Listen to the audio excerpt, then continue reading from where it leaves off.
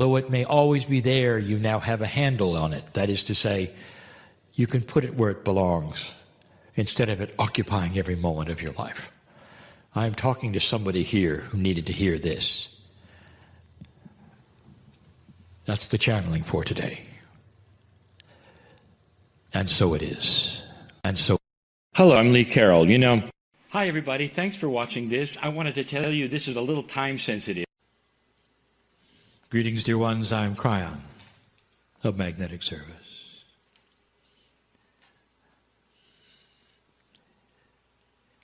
This evening, I wish to expose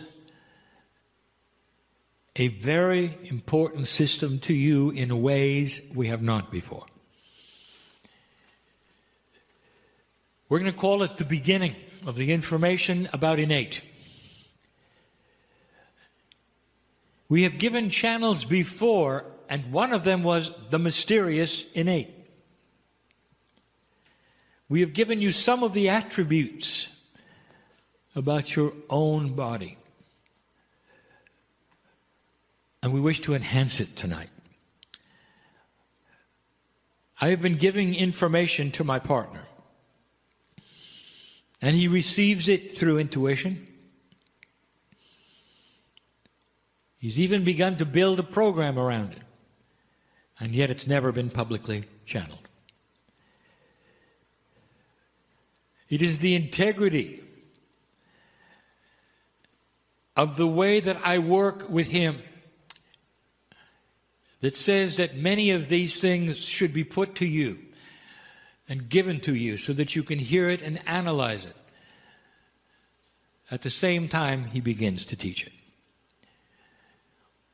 so that others will know what he knows as he begins his process as well. All that to say that, dear ones, it is time for teaching to begin, which is beyond what you've had in the past. It starts to identify and show you some of the grandness inside. Earlier today, I said I know who's here. It is a family that I speak to in the room. It is a family who listens to these channelings. And I again broach the timelessness of what we are doing. The information presented here will last a long time, and there will be those hearing it right now for the first time, and yet much time will have passed since it was given in your time. And it will be as new to them as it is to you. The energy will be just as fresh.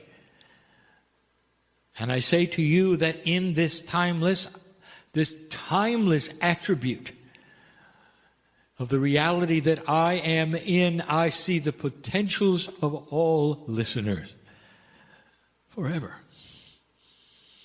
I know who's listening. That may be difficult for you. Dear ones, I want to tell you about a process in your body.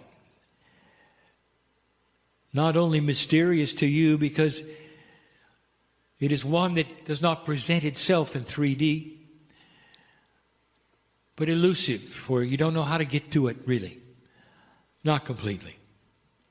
And yet it belongs to you so well that it is you. And you might ask, how can something be inside me, Kryon, that I don't know about? And I will say yet again to you that you are not working at full capacity. And that this is the subject of this year. The recalibration of humanity includes an evolved spirit. And we're going to talk a little more about that in this channeling. But let us first identify innate.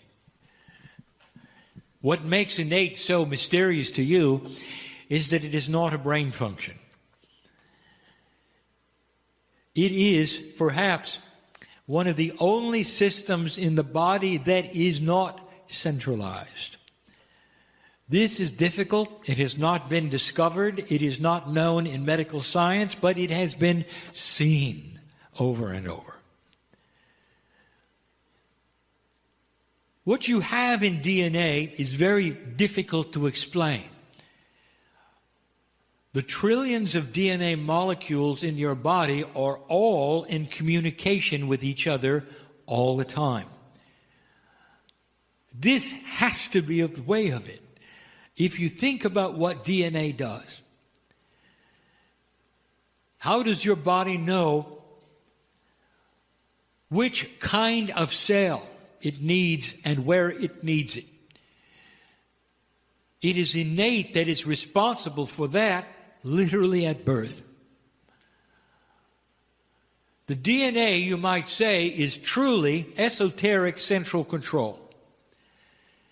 It is the field around the trillions of pieces of DNA that knows itself as one entity. The one entity is innate. So you might say that it is the combination of the DNA cells in your body seen as one thing that is what you call smart body innate. It is decentralized. There is no one organ of the body that is responsible for innate.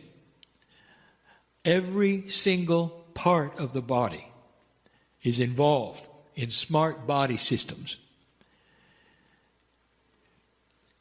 You're used to finding out things through innate, with muscle testing, the kinesiology, the tapping, all of the other systems that give you what we will call smart feedback.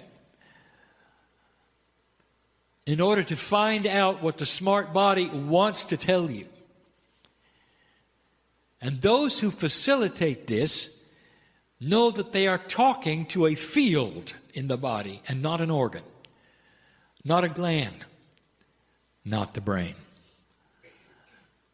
So the first thing we want to tell you about innate is that it is body-wide. Anything that has DNA in you, and it's usually that which you can think of perhaps a major part of you, like the heart. You feel you're talking to that, but you're not. Innate is in your toenail and in your hair. Innate is everywhere DNA is, in any form that DNA exists. It's unique and it's you. Now, I've told you that medical science has seen this, but they don't understand it. But let me give you the example. When a human being has the spinal cord severed in an accident, it is severed. We have talked about this before. Isn't it odd that it doesn't grow back? When everything else in the body is programmed to regenerate, the cells do not regenerate in a way where the nerves grow back.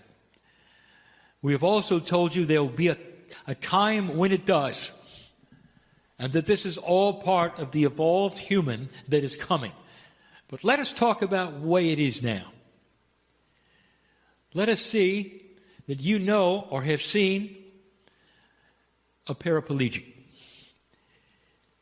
A man or a woman in a chair who can move nothing but their head.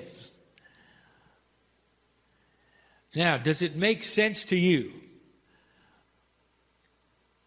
that all of the nerves are severed in the spinal cord, and yet the things in the body that depend on the brain signals continue to work? The heart continues to beat, but you are told that the heart needs the brain to send the signals. You're told that the timing is in the brain for the signals to be in the right pattern. Digestion continues. Reproduction continues. Most of the body functions below the neck are uninterrupted, and yet the brain is not sending signals anymore. How do you explain it? Medical science actually has a word for it. And the word would indicate that something takes over innately in the body. It's innate. It is the DNA that keeps you alive. The DNA of this body actually connects with the brain, and the signals are still sent in a quantum way. Remember, the DNA field is in connection with the full body all the time, even though the spinal cord is severed. The brain continues to send the signals, the DNA field receives them and sends them to the heart, to the digestive, everything but the muscles. I ask you to look at this, and you'll know that I am right. So you have proof of this. Innate, the smart body, will keep you alive, even if the wires to the brain are severed. Innate is smart. It is why we call it the smart body. The innate is smarter than that which you will call the survival organ, which is the brain. Innate is connected to something you should know about. Innate is connected to the higher self. Innate is connected to the Akashic record of the human being, because in the DNA, those things are there. We gave you information so long ago about the layers of DNA, and now we're telling you that there is a cumulative DNA consciousness in its field called innate. It's time for you to think of your DNA as one thing, not trillions of things. Science does not even acknowledge that DNA can communicate with itself. And yet it has to, in order for you to work the way you work. The beauty of what we're teaching is this, is that the corporeal body, the one that the brain controls, is beginning to build a bridge to innate. And this bridge is going to be through intuition, and will create eventually a time where you will be your own medical intuitive, where you will know not only what is going into your body and what is going on in your body, but also what's going on in your Akash. I have 3 things I want to describe to you today. None of them are a review. Not really. They're a revelation. I want to tell you what innate does, and I want to tell you that innate has programming. Innate is programmed for something you should know. Whereas the human brain is programmed for corporeal survival, innate is programmed for spiritual survival. You might ask, what is the mandate? What is the prime directive, if you want to use that terminology, for the human soul? Why are you here? Your brain keeps you alive, dear ones. It helps you with everyday existence. It tries to keep you safe. It remembers what doesn't work day to day, corporally. But innate, I want you to think for a moment about what innate knows. Innate knows what the ancients knew. How long humanity had on this planet before it would have to make a decision. Innate knows that. Your DNA knows that. What is the prime directive of innate? To do everything it can for you to allow an awakening to take place, to allow humanity to go across the bridge and move into an ascended planet status. That is the prime directive. Spiritual survival, everything is designed around that. to push you forward in any way possible into spiritual awareness. That is what innate is for. In the process, innate also crosses the bridge with corporeal chemistry in very, very different ways. Innate is responsible for spontaneous remission. You want to know where that comes from? How can you have a disease disappear overnight? How is it possible that the corporeal body can react and cleanse itself of something so unbalanced overnight? How can tissue grow at an accelerated rate to give healing overnight? I have just given you things that the hospitals have seen over and over. They have x-rayed them. There is no way, they would say. And yet it is a miracle. No, it isn't. It's innate. That's the power that you have. When innate finally starts to build the bridge to the corporeal self, the human being as you know it will disappear. And the one that takes its place will have a long life, able to repair itself, even grow limbs back. That is how it was designed, dear ones. That should make sense to you. But let's talk about it today. Kryon Book 1. All those years ago, I talked about something that innate is responsible for. I said it's time to drop your karma.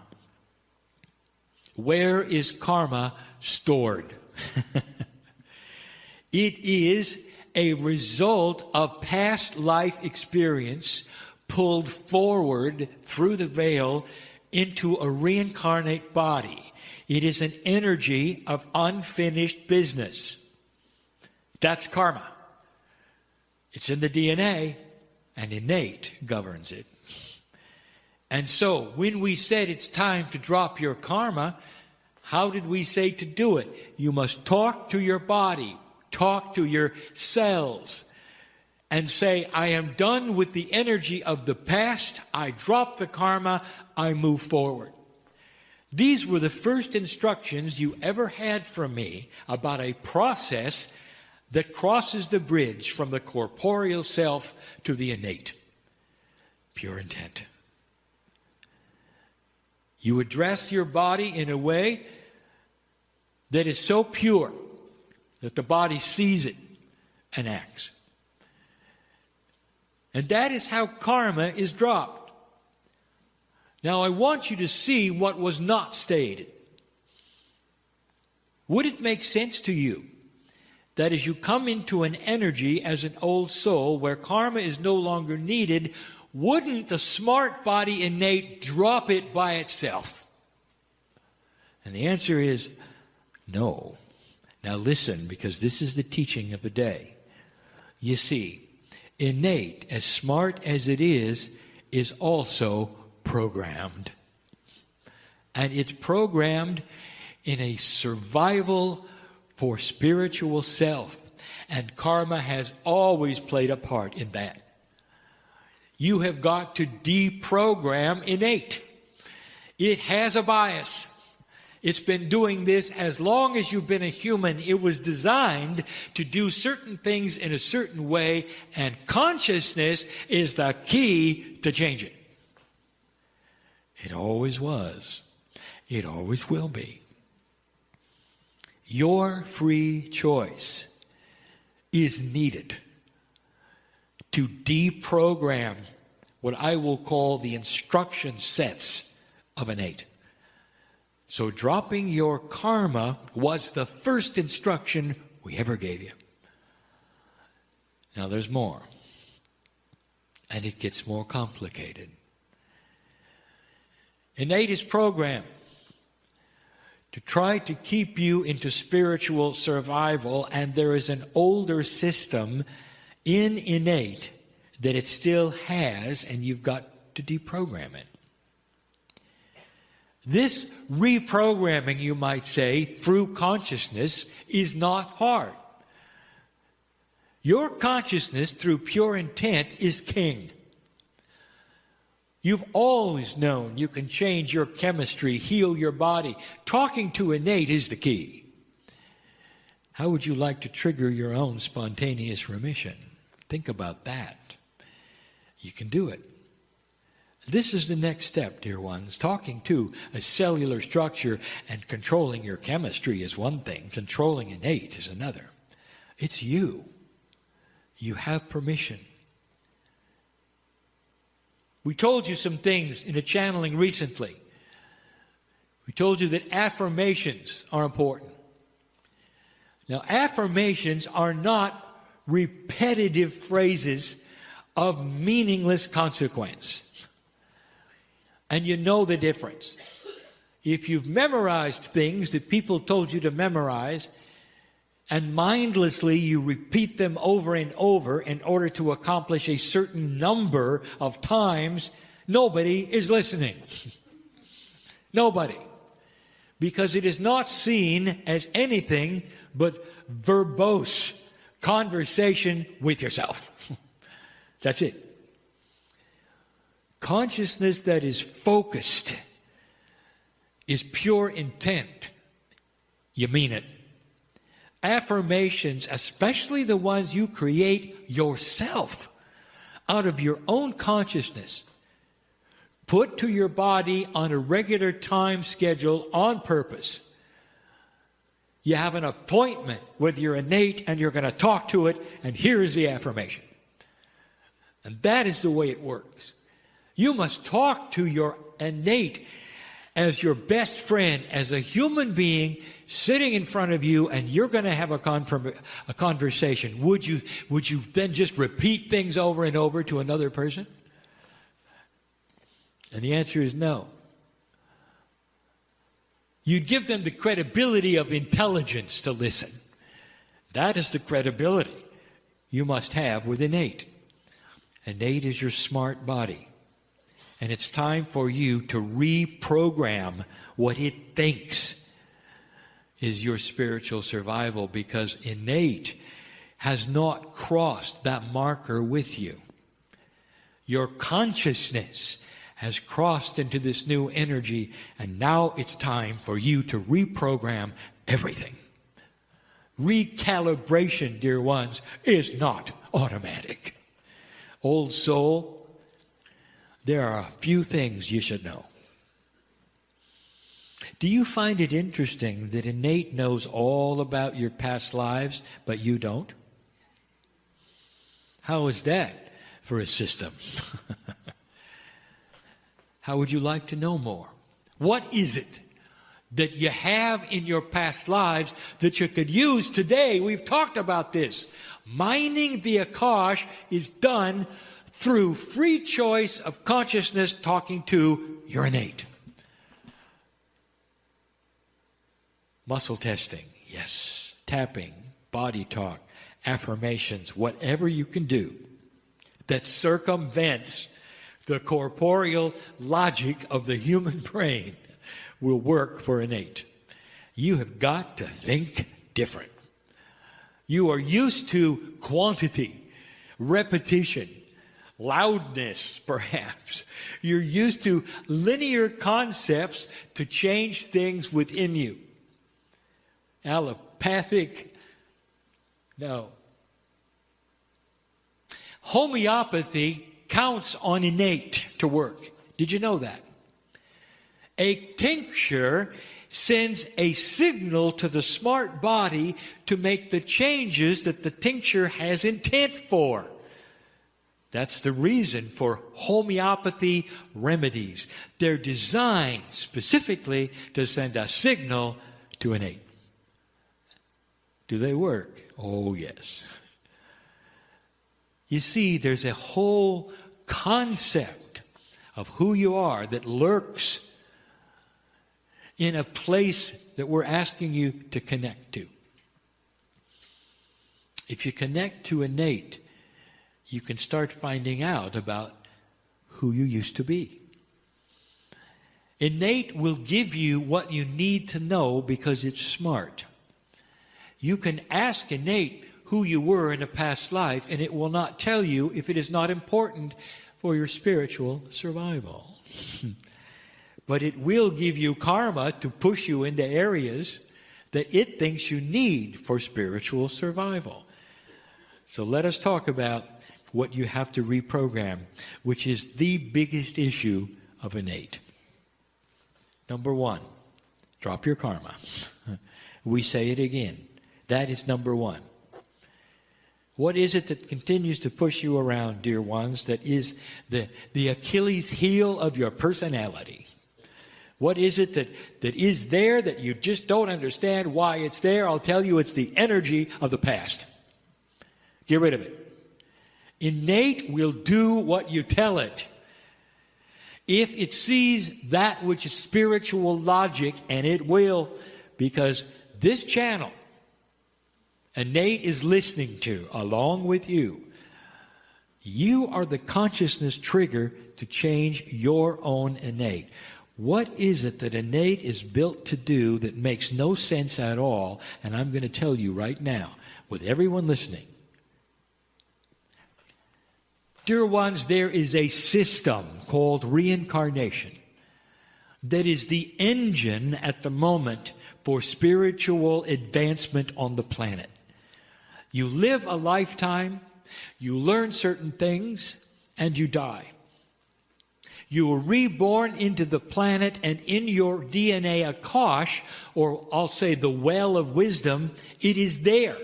And it presses upon you, so you will not necessarily do the same thing again. An old soul knows better in so many things that a new soul does not. You see newbies on the planet, and they can't make heads or tails out of anything. You've been there and done that. Every single lifetime builds a library of wisdom. As you sit in the chair today, you know you're an old soul. You do. Now, here is what innate has learned the system requires. Are you ready? Death. In order for you to graduate and pick up the wisdom and move forward into a higher spiritual consciousness, potentially in the next life, whether you do it or not, the potential only exists with death and rebirth. Are you starting to see where this is going? Innate, on purpose, will give you short lifetimes. What a system. Suddenly, you pass the marker. You come to a place where the Pleiadians knew you would be. You have the ability for the first time to do what we saw you could do 25 years ago when I came to this planet in my partner and wondered whether his stubbornness would ever allow a message like this.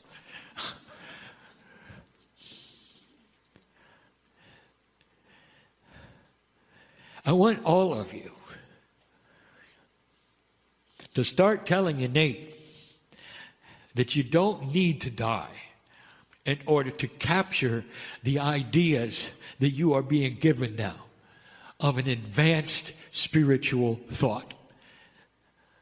That in the same lifetime that you live without death, you now have the ability of capturing wisdom and moving forward. You don't need to die. You don't need to reincarnate. You can do it by yourself. You have that in your DNA. It's starting to increase. By the time you get to 36, do the numerology.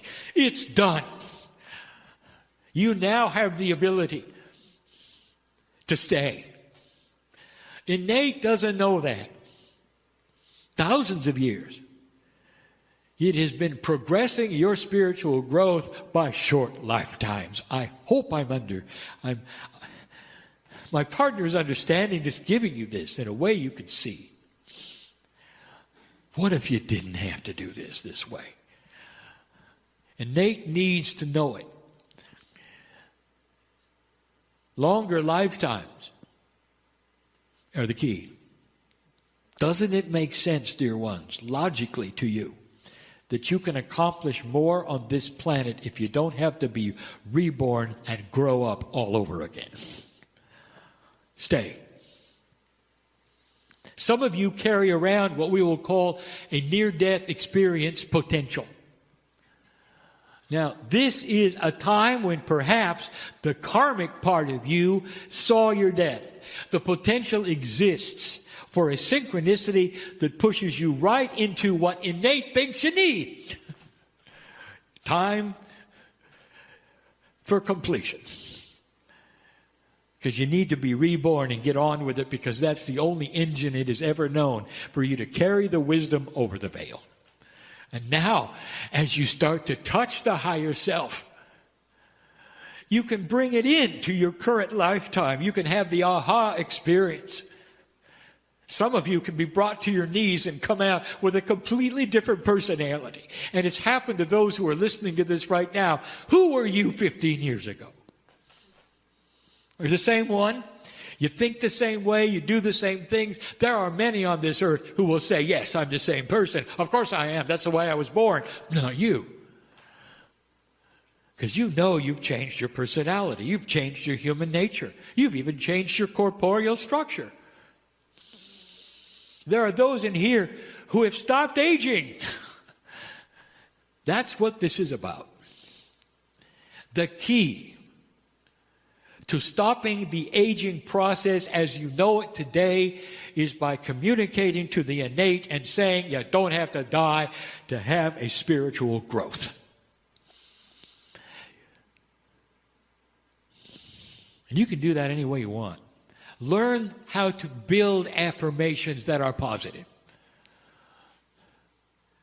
Get in touch with the body through whatever process starts to come your way, where you can communicate, and you know you are, to that smart body. And let me tell you, you don't have to convince it. It knows it. As soon as it sees the progress that you have made in your consciousness, it's a done deal. Did you hear that? Innate knows who you are. It's the smart body.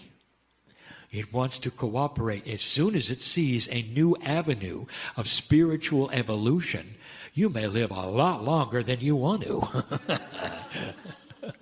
So that's the next thing. Stay healthy while you don't age. Is it complicated? No. Is it filled with love? Yes. Is it new? Yes. I just gave you an attribute I have never been able to give humanity, and you heard it for the first time tonight. And you had to cross the veil to get this, that veil of the 2012 energy in past 2013 into 2014. I knew I could do it this year. It's time you knew the truth, that you're in control of even time on this planet. That's how powerful you are. You're going to see it. And then you'll believe it.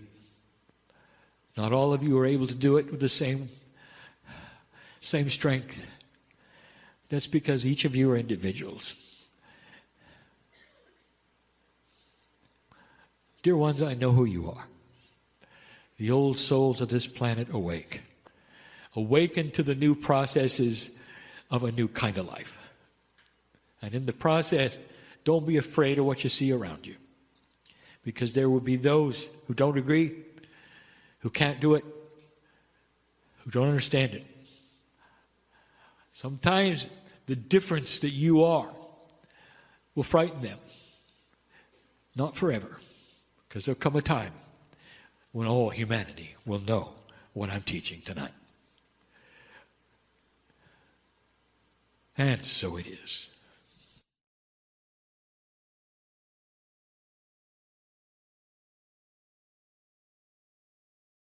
Hi, everybody. Thanks for watching this. I wanted to tell you this is a little time sensitive.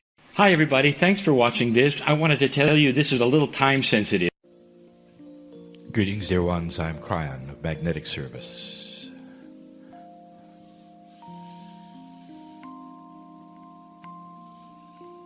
The process seems like a smooth one. My partner does not prepare for channeling.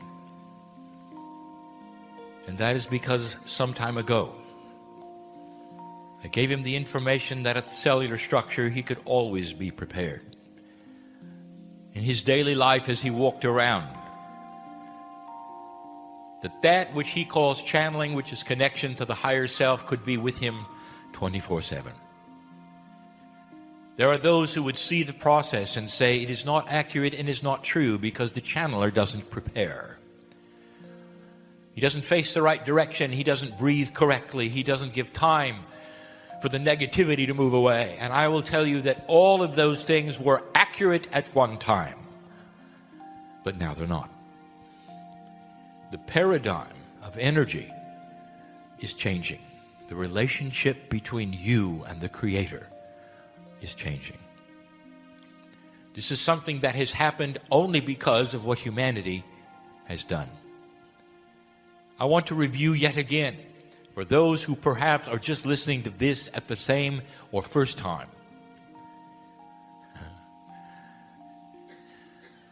My partner doesn't understand this, but I see those who are listening for the first time.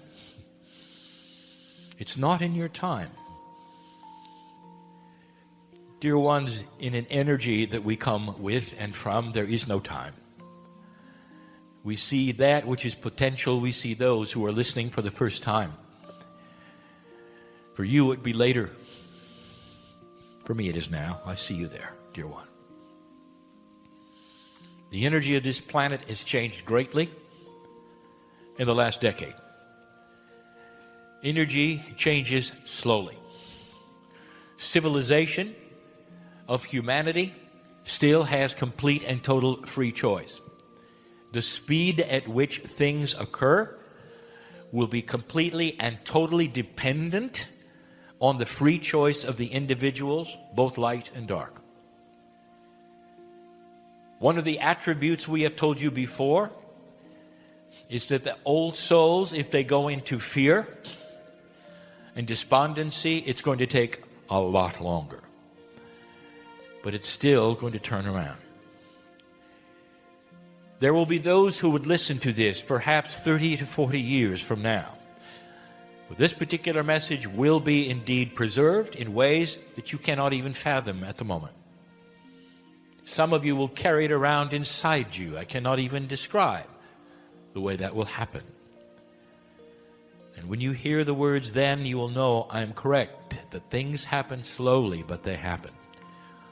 Consciousness is starting to evolve. Now, one of the things we had told you about that is that consciousness is beginning to split. That is to say, the darks are becoming darker and the lights are becoming lighter. The line is being drawn in the sand of consciousness for this civilization and which side you're going to be on. And this has stirred up both sides, actually.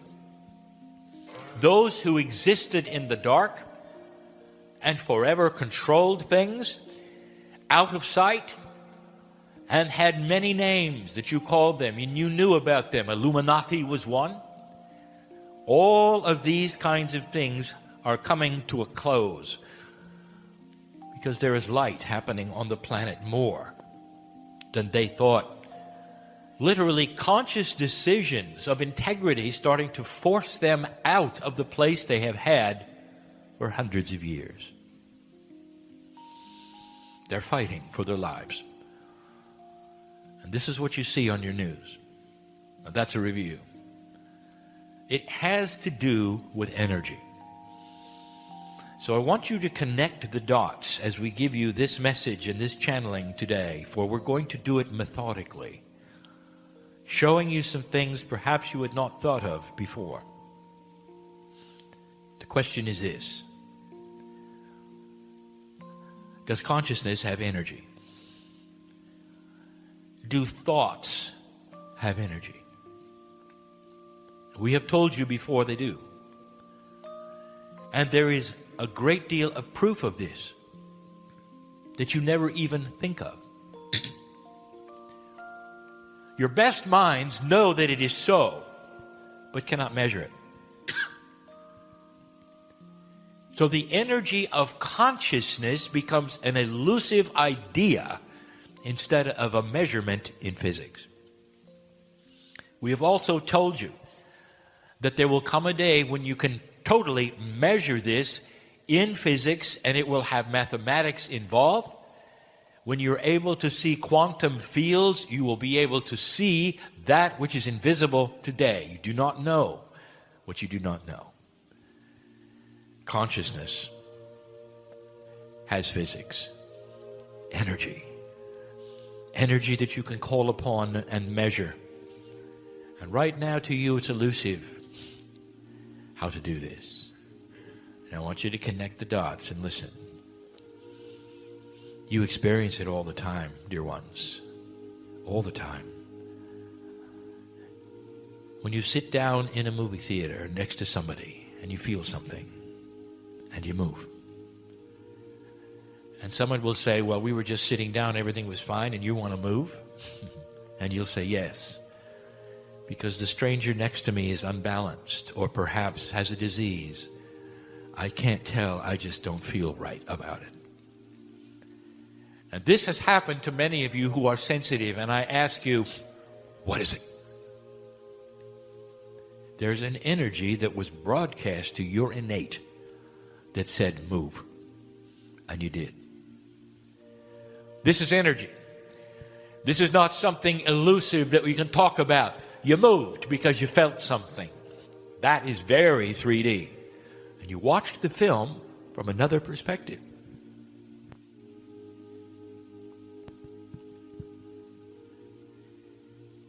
There are those in the room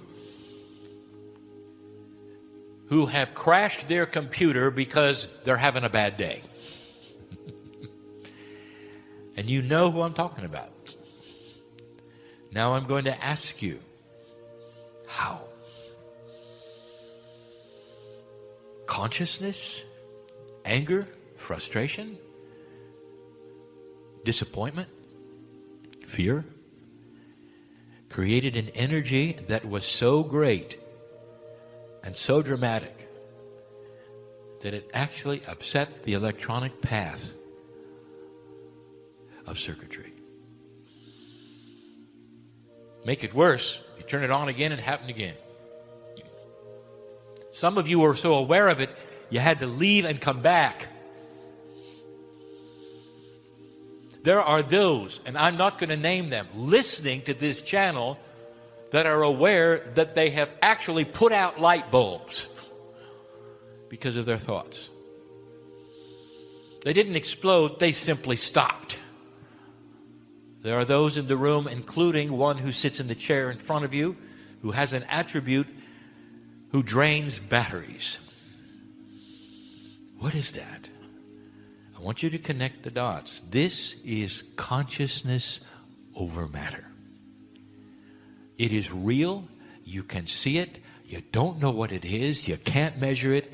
There's no way for you to prove it, because it only happens occasionally and when you don't expect it. But dear ones, this is a fact. You have seen it over and over. Your consciousness changes some physics. I'll hold that thought. I would like to discuss innate one more time. And what I wish to do now is to enhance what I have discussed already. Innate is the smart body of the human being. Every single human being has what we will call several layers of body consciousness. Now, at a human being working at approximately 34% of the DNA efficiency, there is a missing bridge, as we have told you, between your human consciousness and the innate inside you. Here's what we want to tell you and remind you about. That innate is responsible for that which is health inside you, spiritual evolution inside you. And you may tap, and you may decode, and you may muscle test in order to find out or to alter it, and it will be susceptible to all of those. But dear ones, you don't have the bridge. Not really. It's missing right now. And what this means, and we have not said before, is that innate is a closed system. It has no idea about the outside. It knows about the inside. Innate doesn't know who your friends are, doesn't know what you do for a living, doesn't understand, for instance, if you're in love or not, and what has happened with your chemistry. It simply reacts and helps. Innate is benevolent. I should say that 3 more times, just so you know. It stands there ready to help you. In whatever way and whatever instructions you give, innate is there. But it is in the dark in that it does not know what's on the outside. That is a human being who is not working at a good percentage, but that's who you are at the moment. Therefore, from the very beginning, we have said, talk to yourselves. In the first messages of Kryon, we said, talk to yourselves. Because innate is listening to what you say. We gave the indication that there is energy when you speak out loud. This is a bridge you haven't thought of. The bridge is this. When you speak in the open air, your ears hear it. The vibrations in the air from your vocal cords, which is coming from your consciousness, and the statements thereof go into your brain. Now you're inside because you heard your own words. Inside your brain, that is where the blood is flowing. Innate is there, and it listens and it knows. Finally, communication. Talk to yourselves. Now, everything we've said so far, we've said before. Connect the dots to where we're going. Dear one, in this energy, everything is being amplified. The old soul is ripe for change. We have given you over and over messages about change. We've told you about the new normal.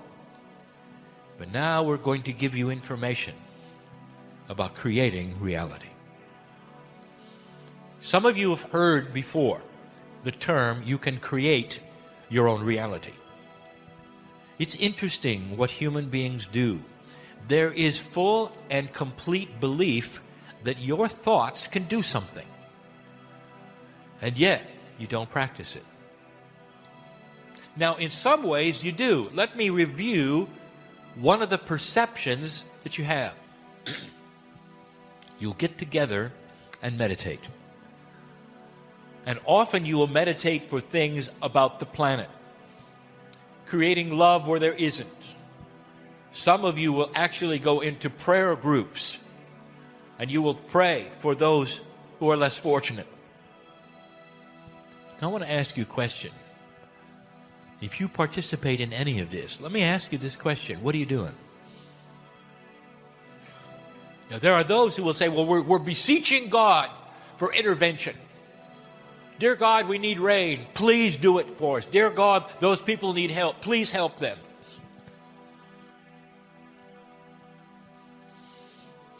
This is an energy, dear one, that is a bit misdirected. Because inside you is God. What you're really doing when you do that is exercising your own creative power that you don't know you have to create synchronicity in places you may never visit. And this is the beauty of who you are. An old soul has so much power, and I'm going to use the word power. When 2 or more are gathered with this kind of power, you actually can skew the curve of reality in the areas that you're looking at and asking about, if you say it right. I give you a challenge. Have a prayer meeting where you verbalize affirmations that are positive together, verbally, and see what happens. And you don't pray, and you don't hope, and you don't wish, and you don't ask. Instead, you are, and it is. I am. The affirmations must be positive, and they must be as though they are already in place and you're stating that they are. You get together and you meditate to change the weather because you need rain. I want to tell you what the ancients have done. You've heard of the rain dances. And you will think, well, they're now praying to the rain god, whoever that is, to bring them rain. If you take a look at what they're doing, there's actually metaphors where it's already raining. And by the way, that's where the rain stick came from. Where they actually create the sound of rain because they know they are creating it. Because they are connected to the earth, and their ancestors are connected to the earth, and they are part of the system. They are entitled, therefore, to create the rain. They're not asking the gods for it. I didn't know if you knew that or not. It's time for you to rediscover some ancient information, and I'm now going to give it to you.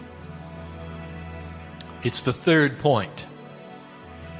It's the point that my partner was making on the screen today when I told him to pass up some of the information so we could give it to you more completely. Now, there are many listening to this, far more than those in the room, who have never been to a presentation of my partner's and do not know what we're going to talk about. So those in the room already have an inkling of what we're going to call busting the average. Dear ones, you live and die by the bell-shaped curve. In physics, you learn that there are ways that create average. When you roll dice, you get average. Human beings create average. In the bell-shaped curve, when you look at humanity, some will be very smart, some will not be, some will be average. As my partner said, and I'll use his terminology, if you had a curve of those who catch a certain disease, it'll be bell-shaped. The average number of people. Some will catch it all the time, some will never catch it, and there will be an average, the bell-shaped curve. It also is what you've been trained for. It also affects your thinking every single day. Now, I just got through telling you that innate is listening more now than ever before. I also got through telling you that innate is a closed system. It doesn't know about where you are or what you're doing, only that which is inside, and it listens for instructions. Now here is a missing piece that you need to know. Innate is also connected to the higher self in a very specific way, not completely, or it would know what was around you. But the creative source, the benevolence in the human body, is connected to innate. It is also connected to your consciousness in a way that gives you, are you ready, intuition. Therefore, what you say to innate will also control intuitive thought. Now listen, and this will start to make sense to you. Whatever you do in the world, wherever you go, you are structured by what you expect. And humanity expects average. How many of you have said, I knew that would happen? What have you just told innate? You don't have a chance. You're average. You knew it in advance, didn't you? That you couldn't make it. It wouldn't happen. I knew that would happen. That is a statement that goes right into your body. And trillions of times in your DNA, you can hear it over and over. He knew that would happen. She knew that would happen.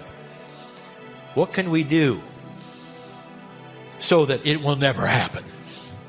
Innate is not connected to what is happening on the outside. It wants to help you by what you state. You're looking for a job. There are other applicants. Too many. You've got a self-worth issue. You speak it out loud. I don't have much of a chance, but I'll try. Echoed millions of times. She doesn't have a chance, but she'll try. And you try and you don't make it. I knew that would happen. Now let me show you something. You can apply an energy of consciousness to the average curve and take it out of average, and others will call it being lucky. When you start affirming, I'm getting the job.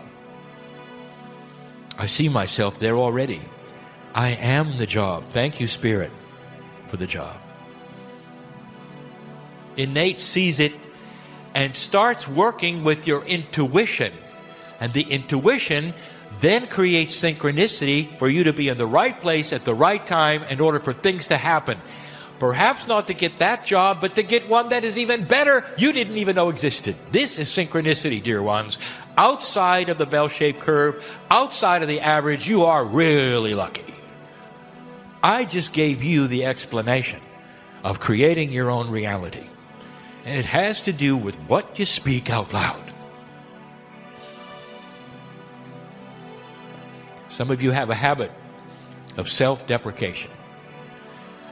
Somebody gives you a gift. Oh, I didn't deserve it. Oh, thank you, but really you didn't have to. She doesn't deserve it. You didn't have to. Okay, nobody should give her a gift. Let's enhance that. She's not worthy. Okay, she's not worthy. Let's make her less worthy. She likes that. You think it's funny, don't you? My partner showed you the illustration of the hypochondriac who catches everything they're worried about. This is the innate working the best they can to interpret what a human being concentrates on.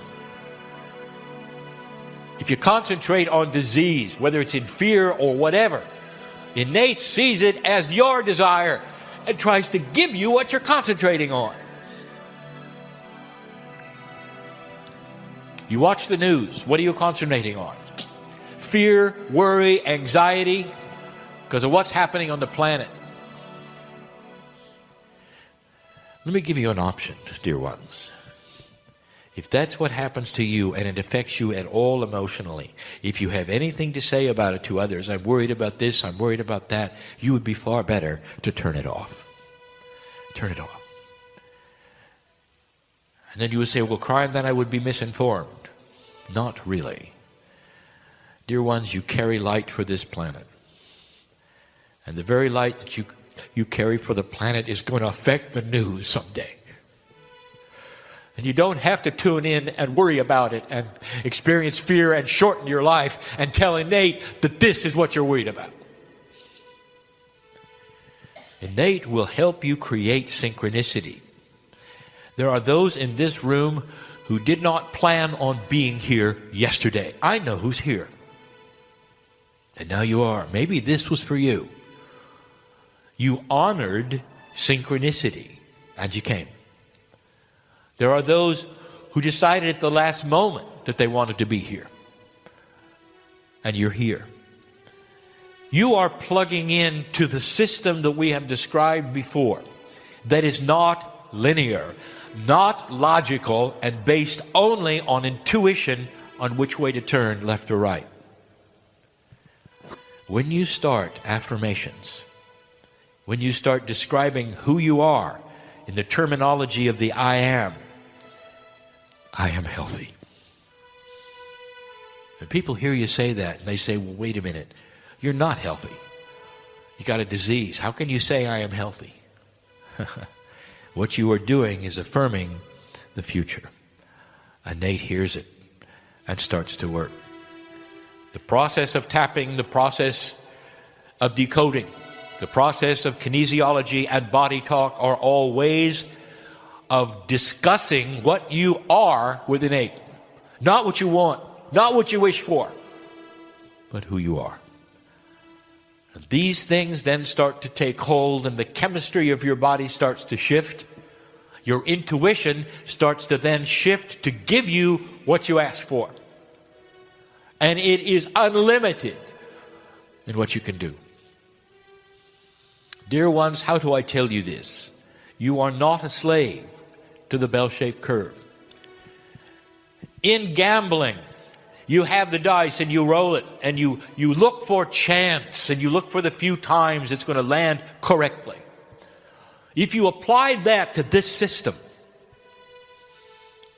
understand that the dice are you. You are in control of the dice. It's not for others, it's for you. You are enabled to change your dice. So load the dice so it'll always come up right. This is what we're talking about. How do you do it? Through conscious thought, through affirmations, through literally talking to yourselves, watching what you say. When you approach a situation, you're looking for a new place to live, and you see, against all odds, you can't afford this or whatever. What goes through your mind? What you've been taught. I'll never make it. I can't go there. I can't afford this. All of those things, innate hears. The synchronicity then, you don't have any because you gave up before you started. You're going to be average. It won't happen. Dear ones, I want to tell you, old souls have an advantage. You've been there and you've done that, and you're balanced enough to see what I'm talking about. I want you to start practicing this, and you'll see it works. Affirmations, especially that speaking out loud who you are, not what you want, not what you wish for, who you are. I'm going to get this job. I am this job. It is me. Your innate hears it. The intuition starts to work. Now let us be clear. The intuition is a part of the higher self. It has a bigger picture. It knows what's around you. It steers you to the right place. Innate may not, but the higher self does, and they're connected. This is difficult. It is difficult because you want to compartmentalize everything. And there'll be questions later, yeah, but if this is this way, how does this know? You have to release this, dear ones. Outside of human linear logic, these things work. I close with this. God loves you. I think you know that. But you have free choice. You have free choice not to love God back. You have free choice to stay in your box and only love God through a straw. Create a little hole and let some of the love seep in while you stay in your box because you're a practical person. Or you can shatter the box completely and let God into your life. And when you do that, the peace of God that is yours and always was, the mastery within, comes alive. It starts to change a life completely automatically. We have discussed this perhaps too many times. But this is the way it works. You can control your reality by what you say and how you think. And when you do, dear human being, I promise you others will notice. They're stuck in average and you're not, then you become lucky. You get the parking spaces. You don't catch the diseases. You get the good jobs. Good things happen to you. I want to make this clear to anybody who's listening, that every single human being on the planet has this ability. You don't have to end up with humanity in a bell-shaped curve. The curve will look odd, but all of you can be in the 80%, even the 90%. This is your legacy. As humans on the planet, in an age where we are able to tell you, and you can hear it and act on it, you can change yourself. Don't buy in to being average. Don't buy in to the things that you don't expect because they won't happen because you knew that would happen. This is a different way of thinking, a different paradigm. Connect the dots. We just showed you that consciousness has power and its energy, so use it. Go use it. Let no one leave this room average, for you can control who you are. More than your legacy, your right, and in an energy that is listening more than it ever has. Be careful what you say. Do you accidentally demean others? Sometimes when you're frustrated, do you complain? All of these things are heard by innate. It becomes who you are.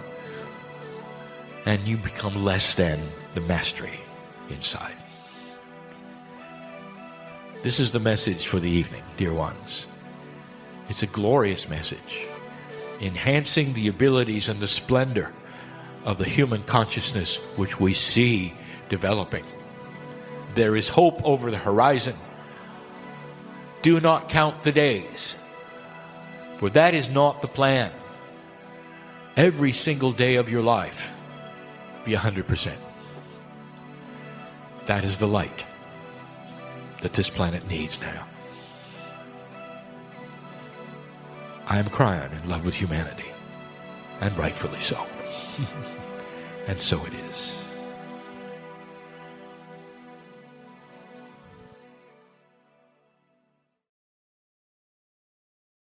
Hi everybody, thanks for watching this. I wanted to tell you this is a little time sensitive. Hi everybody, thanks for watching this. I wanted to tell you this is a little time sensitive. Greetings, dear ones. I am Kryon of Magnetic Service. We have greetings for those also who are multidimensional, very real. We have greetings for Alcazar. We have greetings for the sacredness and the geometry that is here. Now, dear ones, I have just given you something you should look at. For here I am, a multi-dimensional voice. That's hard to believe. Giving greetings to two other multi-dimensional entities. That's hard to believe.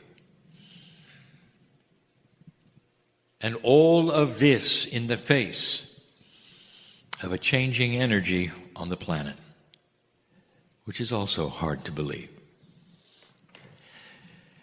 The paradigm shift that we bring to you is the same one that we have talking about, that is the potential of the planet for many years. But we sit in it today. From my standpoint, we revel in it today. Dear ones, dear old souls, this was not guaranteed.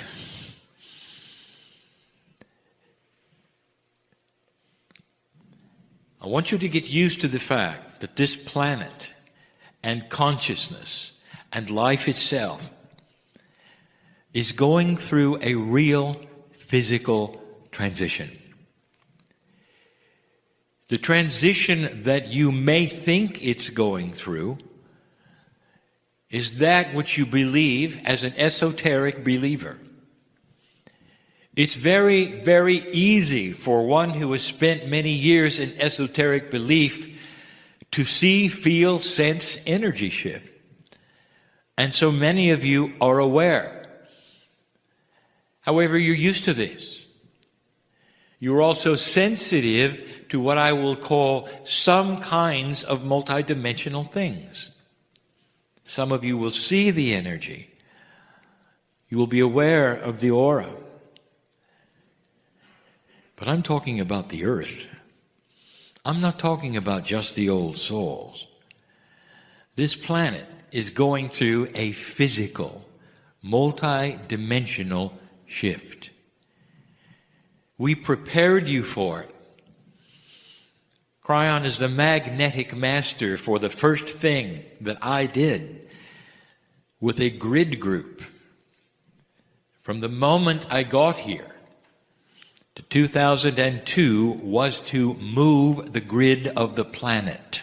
Now your magnetic grid is measurable with your compass. And you can go back in those years and find out just how much the magnetic grid altered north, and you can see it for yourself. This was not esoteric. The magnetic grid had to shift. It had to adjust for you. It is difficult for me to even begin to talk to you about what another dimensional shift might bring you. We have told you that you've never had one before, ever. You have lived in an energy, literally, that had one kind of paradigm that never moved. It has become then your staple, the way things are, human nature. Everything is based around the reality you're in. As you begin to shift, consciousness will react. We told you that. We also gave you information about the actual area of space that your solar system is moving into. Astronomers are looking at coming out of the bubble. Go find this. You can. For all of existence of your life on the planet has been in some kind of a cosmic bubble, a protection of a kind of radiation that's coming. The radiation is not that which will affect you adversely. It's going to interface with the magnetic grid's new alignment and affect the DNA, creating an advancement in time, a fast track to your evolution. We told you that. You can go check whether it's coming or not. The whole entire planet is going to be subjected to a potential paradigm shift. Now, here's where it gets good. Potential. What do I mean? When I came to you 25 years ago,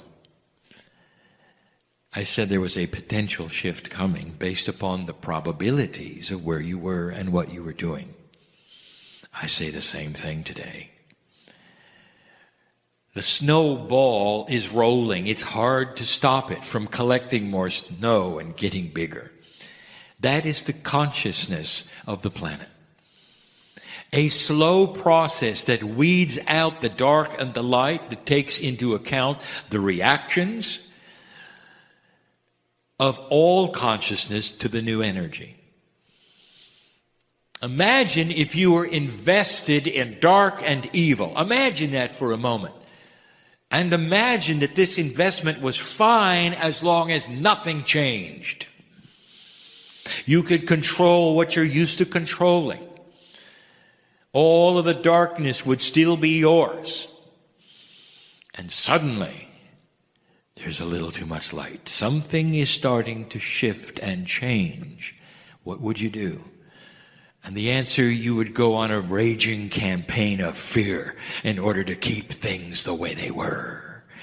Does this sound like something you might see? You see, the planet is changing. Not just old souls, not just light workers. If you want to know specifics, ask the indigenous. For their prophecies were all about now. Now, this is news we've been giving you for some time, but I've just compiled it into a few minutes. Dare I say, it's beautiful. The fact that it is happening at all is beautiful. You passed the marker, more than passed marker. You did it with flying colors. It wasn't even close. You didn't need a confrontation. You didn't need a war. You didn't need to reduce the population by millions of people in order to wake up. You did it by yourself. And when the precession of equinoxes arrived, the consciousness of the planet was actually higher than I predicted.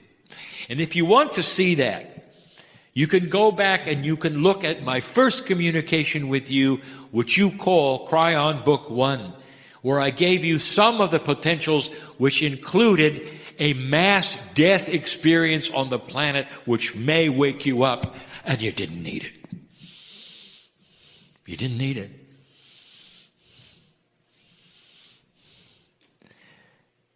There's a feeling on the other side of the veil that is pride. It is not egotistical pride. It's the kind of pride you would have for a son or daughter who excelled in everything they touched. It's a pride that you are part of it because they carry your seeds. And that's where we are today. Sometimes I would give what appeared to be admonitions, and I would feel powerful about something that I know is happening and taking place on the planet. Never is there frustration on my side of the veil. Excitement. Is it possible for God to be excited? And the answer is yes. Is it possible for that excitement to be based in the only thing that God really has outside of free choice of yours, and that is love and benevolence? It actually shaped your evolution. And here you are. The road ahead is filled with free choice. It's yours. It always was. But there is a confluence of benevolent consciousness which is higher and larger than what we expected at this point in time. I just explained to you what's going on the planet and why your news looks like it does. I want to give you a parable. Every single parable we have given has been about woe. And if he wasn't...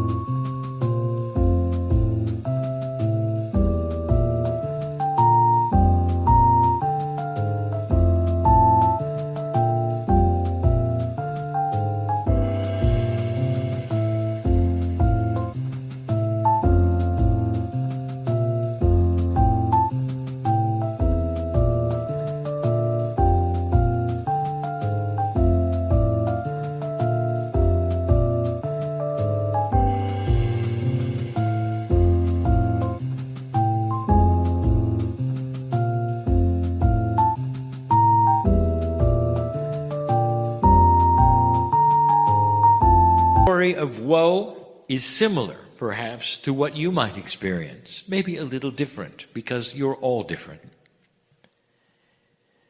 But let me paint the picture. I want to tell you who he, she is, and what woe is going through. As an old soul, woe has a lineage. Now listen carefully.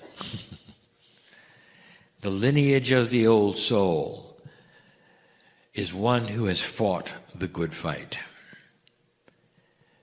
Because this planet, up to this point, has had a duality which was palatable. You could be an old soul and you could be a compassionate person, but it didn't go very far. Whatever light you had was often put out by the incredible amount of negativity and darkness on the planet. War after war, and you had to participate. Regardless of your wisdom, you're in the battlefield. Regardless of your wisdom, the biology of life affected you. Your wisdom had nothing to do with the fact that if you were a woman, you lost children. Sometimes along the way from A to B, just traveling to get away from somebody chasing you. Sometimes it was in birth, sometimes it was in disease, or worse. Woe carried that around, dear one. Do you relate to it? Fought the good fight. Negativity, frustration, drama, war, hate was always there. And it was there seemingly in every sector. Difficult. Especially the old soul from the beginning of the seeding of humanity went through the phases where humans just never changed. Can you imagine what this has done to woe's countenance? For he comes into this planet and he remembers at some level it's time to fight again. At some level, the Akash of every single human being sets the stage of expectation. You come in, ready to battle. Now that particular Akash creates in woe a feeling where he doesn't feel where he can do anything and make a difference. But what he knows he can do is survive spiritually, and he does. To be the best human he can, and he tries.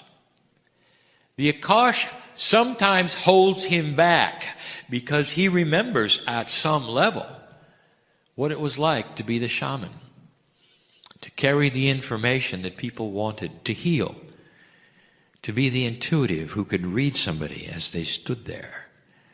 And he remembers what happened. And he remembers an ugly death because they were afraid of him. Those who have magic are witches. The old energy is powerful. The world went to war a number of times and woe was part of it. Both genders were involved. Both genders suffered. It was humanity. Woe is walking around in life today with a lack of self-worth. Now you know why. There is no judgment, dear human being, for how you feel about yourself. But there is amazement at what you can't see. Woe is like you. Life for woe is just hanging on. All around him. He has to watch and be careful where he goes, what he says, what he does. All his life. But it's okay. Woe knows how to develop self-balance and compassion. He walks life as a happy individual because he has God inside. It's all he needs. But he's still careful. When woe goes to work, he did not select the people around him. You realize that. But you had to work with them. He had to work with them. There are those he likes more than others. There are those that are frustrating to him. Quite often those who would be above him in a pay grade are the most frustrating. He tries to go around them, meaning don't listen, don't be where they are. Sometimes it works, sometimes it doesn't. He holds it together, but he hears the negativity that they have. He sees others around in distress because of it. Woe tries to cheer them up or battle the energy the best he can. He's used to it, you see. He's a light worker. Woe lives alone. Now this is a trait of woe. He found himself living alone because it was easier. Because if he didn't, there was always drama and frustration. He had a cat.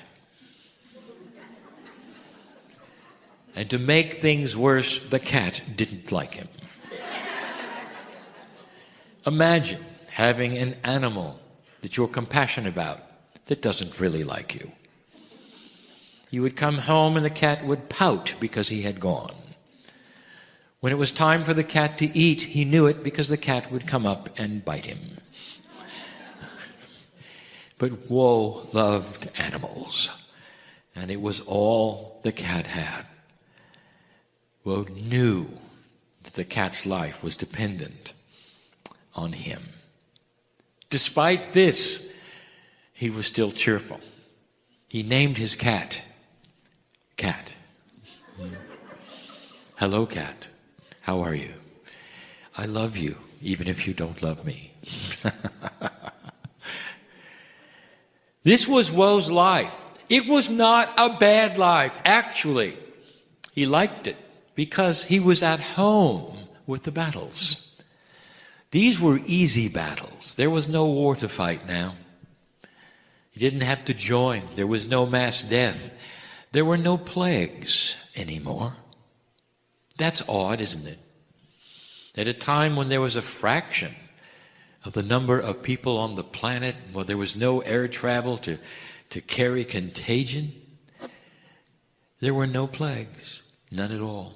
He had gone through 3. Now, he didn't know that, but his Akash carried it. He had watched loved ones die in front of him. Such sorrow. It wasn't this time, and he knew it, and he was happy for this. Woe could be a balanced human being, be compassionate. Woe was also a healer. As a light worker, he discovered he could use his talents. He could read the disease in people, and they would come to him. He had a side business as a healer, and it was a good one. But as he approached each one, woe had to chase away the negativity, both of the healee and the room. He was used to it. He fought many battles. He was okay. This is woe's life. Woe had powerful meditations. As a light worker, as an old soul, he could do this. And he knew he could.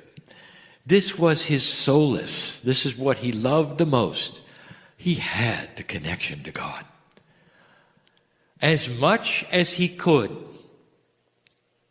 And would the biology allow him in the energy, he connected through the pineal to the higher self. And he loved it. Some of his meditations were actually close to visions, because they were real and he could sense and see. He could smell and feel. He spent the amount of time in meditation that was perfect for woe. He had heard stories that you should meditate a certain amount of time a day, and he realized this was not true for him. That each old soul had their own Akash, had their own uniqueness, had their own lessons, and their own ways, and had their own wisdom. He meditated only the amount of time that he needed to balance. But it's what happened in his meditation that I want to tell you about. For almost every single one of them for over 3 years had featured a door. A door. He saw the door metaphorically. He knew what it meant. It was an opportunity to move into something beyond the door. Very clear. But he could sense what was on the other side. There was something more for him. More than that, if he had the ability to open it and go through it, he knew he would never have to come back to where he was. Woe learned to talk to the door. And he knew that the door had a personality, an angelic ability, because it was multidimensional. It could give him information if he wanted.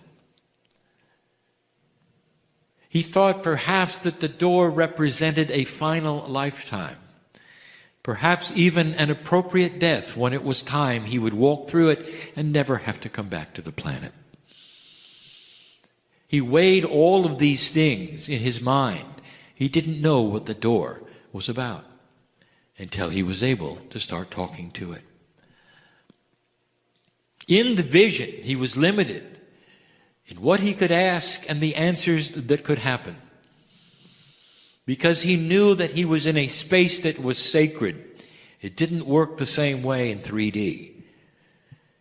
The questions he asked were literally that which did not come out of his mouth, but his innate also was involved. That which his consciousness was also involved.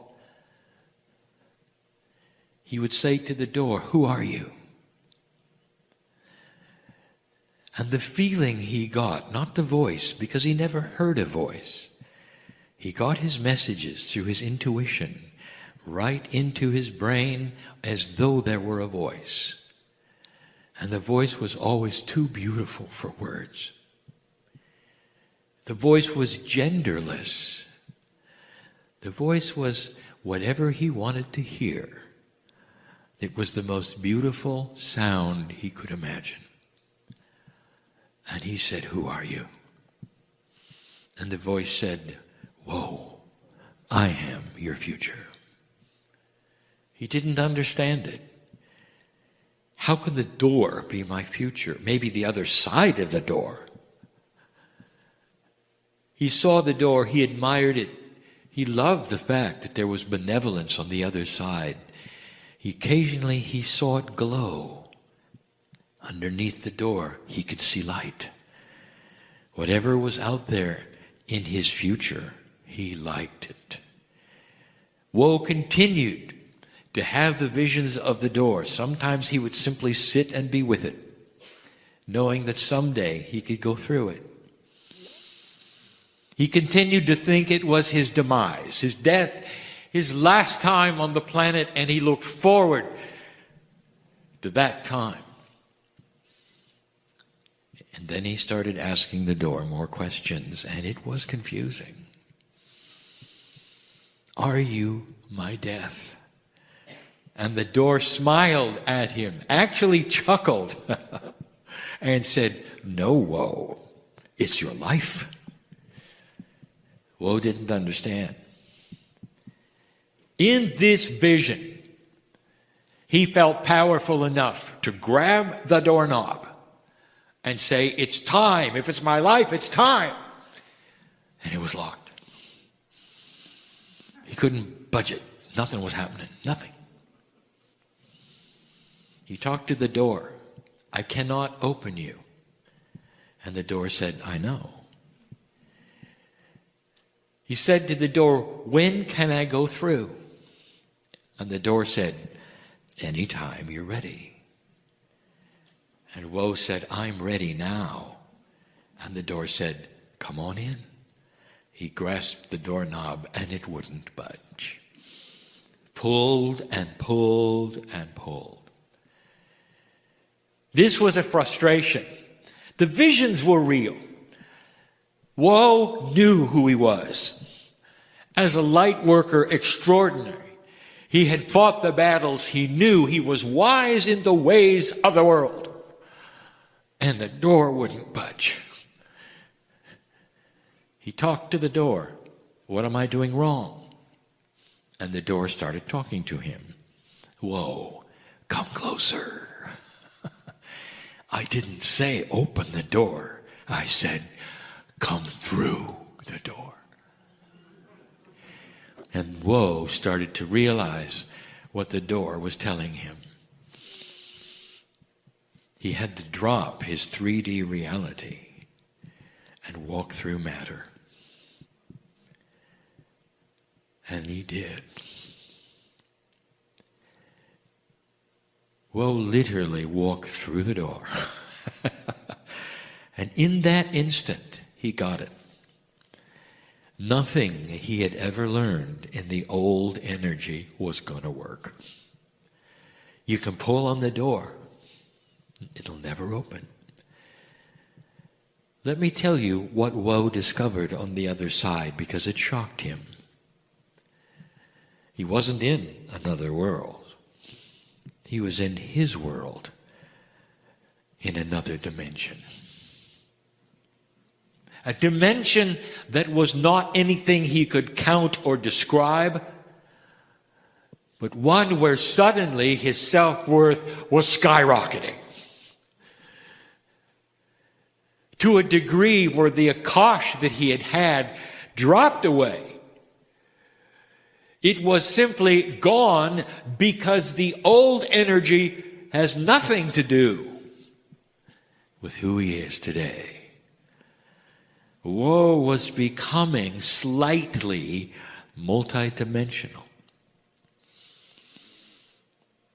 He went to work and he looked at his boss, the source of frustration, the one he wanted to run from so he didn't get any bad instructions. And all he saw was a human that he was compassionate about.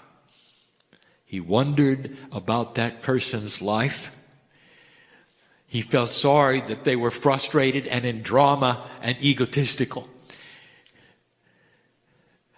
And what he did next would shock and surprise you. He wanted to be closer to the boss, because he found that nothing the boss did bothered him at all.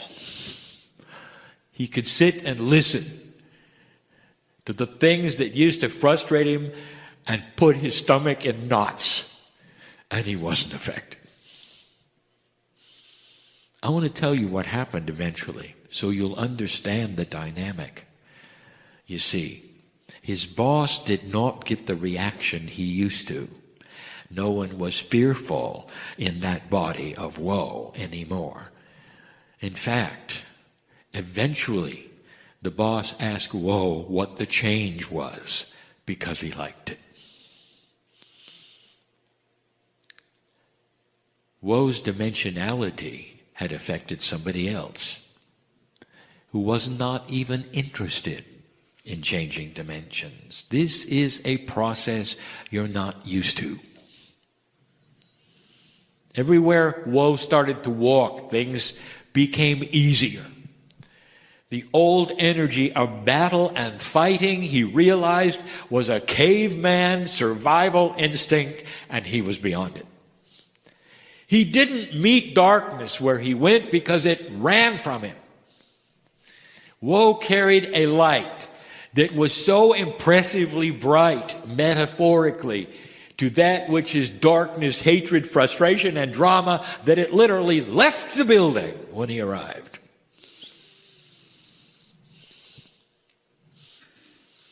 He walked the streets differently. He expected good things. And the door in his vision was gone. When he seemingly tried metaphorically to turn around to see where the door had gone, there was none. He couldn't go back. He couldn't go back. Woe went home, and there was Cat. Cat took one look at Woe and rubbed against his leg. He started purring. That's all it took, dear ones. The animals know first. Then even the plants and the rocks. The whole planet knows when you become a little different. And from that moment on, there were no more bites, just purrs and rubbing. What's for dinner? I'm going to close and ask you, what's for dinner? Are you going to leave here differently or the same? Does this parable make sense to you? If you don't understand the hows and the whys, the timing, the actions, if you're at a loss for the practical meanings, I will say this: you're not alone. I just gave you the overall perspective. In order to go through the door, every single one of you will have a different kind of way. This is honoring to your Akash, to your individuality. But listen, if you didn't get it, if you want to go through the door, your actual cellular body will start to shift and change.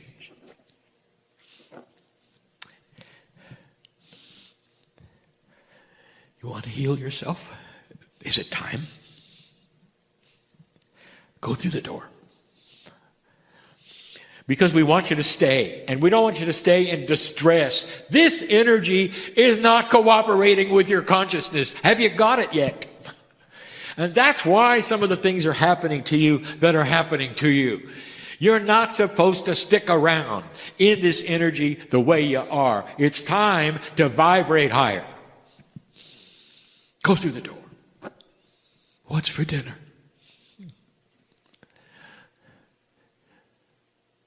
I am in love with humanity for what you're about to do.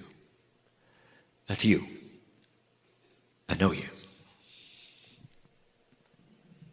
And so it is.